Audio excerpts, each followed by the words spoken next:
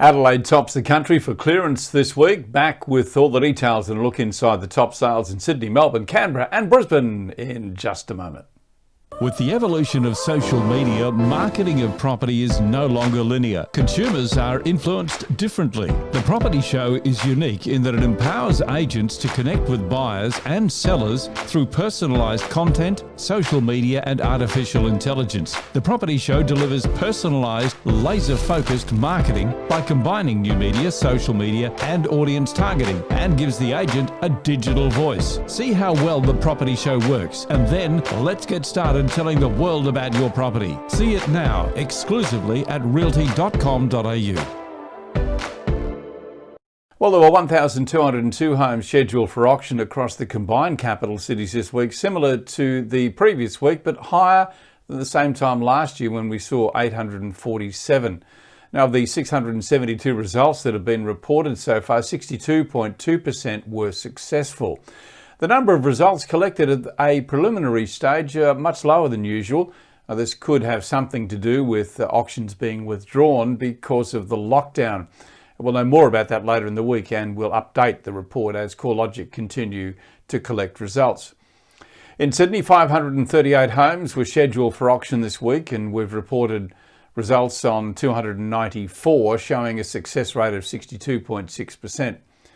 There were 475 auctions scheduled in Melbourne this week. Preliminary results show that of the 256 results collected so far, 63.7% were successful, while 24.6% were reported as withdrawn, compared with 12.2% of Sydney auctions, which is not really surprising given the announcement earlier in the week that Melbourne would enter a 6-week lockdown at midnight on 8th of July. Across the smaller capitals, Adelaide 65.5% and Canberra 64.5% were the only capitals to record a clearance rate above 60%, with Brisbane reporting a preliminary clearance of 52.8% and Perth on a low volume 37.5%. With more now, I'm joined by Eliza Owen from CoreLogic. Eliza, welcome to the show. I mentioned that we saw about a quarter of auctions withdrawn in Melbourne, but still more reporting to come. What do you think we're going to be reporting by the end of the week? Yeah, look, I think that potentially we could see a lot more withdrawn results coming in as we collect more results over the week.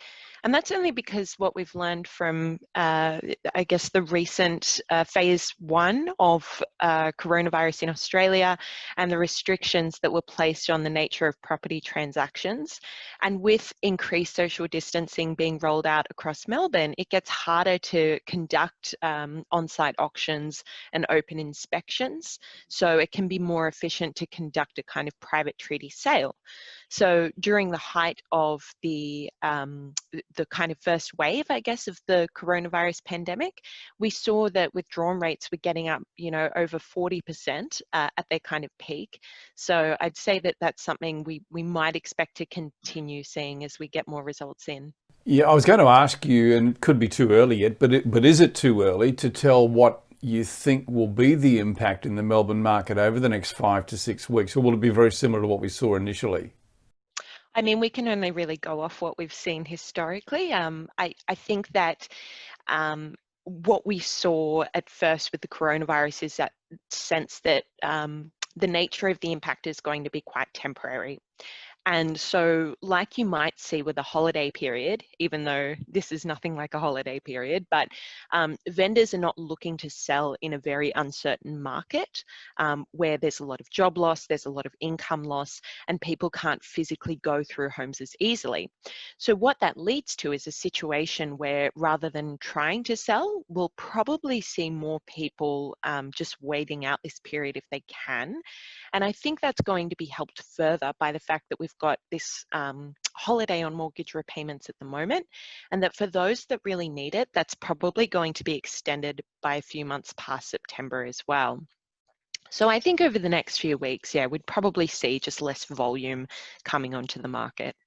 A little bit closer now, do you have a feel for the auction numbers in the week ahead? Again, I think that the week ahead would probably see reduced auction volumes, particularly for Melbourne. But, I think that with kind of restrictions lifting in other parts of the country and borders opening, there is a bit more confidence about economic conditions. So I think we could see pretty stable conditions in terms of auction volumes next week for the other capital city markets. Yeah, over the last 6 or 7 weeks, we've been reporting some great results out of Canberra, but even Canberra seems to be weakening a little bit, replaced this week by Adelaide as the top performer in the country. Did that surprise you?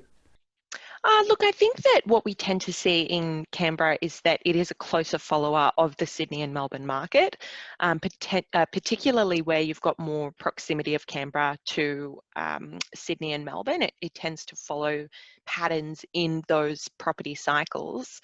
Adelaide, I think, is just a very slow and steady performer. It's not one that sees a lot of volatility, so it doesn't surprise me to see that that market's held up pretty well on the past few weeks. Sydney and Melbourne, looking a little bit closer at those results and digging into the more the regions or the areas. The inner parts of Sydney and Melbourne seem to be holding up fairly well if you look at those success rates. Yeah, I think it's interesting to see that those are kind of top performing areas in terms of clearance rates, considering that these are some of the areas that have been a bit more affected in terms of price drops as well. I would have thought maybe we'd see a little less volume coming onto the market. But overall, I think it's a sign that, there is a lot of appetite to buy property still in the current conditions. I think as well, vendors acknowledging the length of the lockdown, some of them may be a bit more kind of open to discounting as well. So you've got more people testing the market, more people willing to get their property sold, and a kind of strong buyer appetite that's supporting sales in those areas. Always great to get your insight. Thank you very much, Eliza Owen from CoreLogic. Eliza, thanks for your time.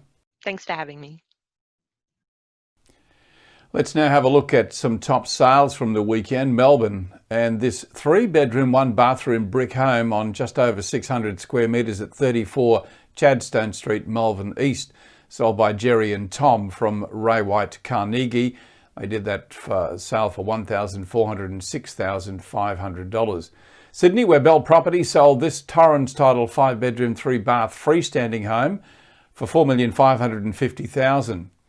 In Canberra, another 5-bedroom home, this one on 1,307 square metres of land at Farrer at 18 Wagga Street, sold by Tim and Justine Burke from Luton Properties for $1,240,000.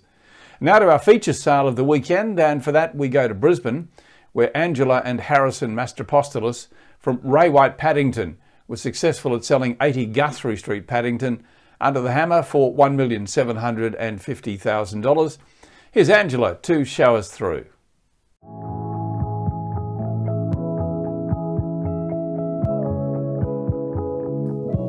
I'm Angela from Ray White Paddington, and I'm here today at 30 Guthrie Street. This property has endless opportunities, and I welcome you to come and have a look around.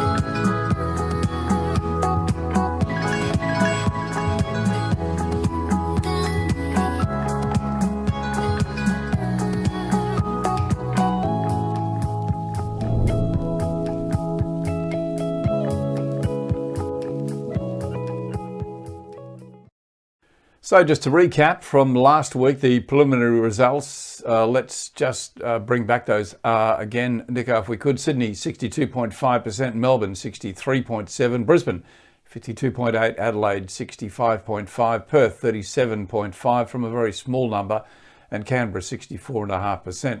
I hasten to point out, though, that the results are from a little over half of the auctions conducted due to the delay in reporting. I will have the full results for you on Friday in our report at 3 p.m. on all social channels. And then, of course, like all others, available for catch-up anytime at Real Estate Talk, Real Estate Uncut and realty.com.au. the home of property. That's it for this week. See you next week.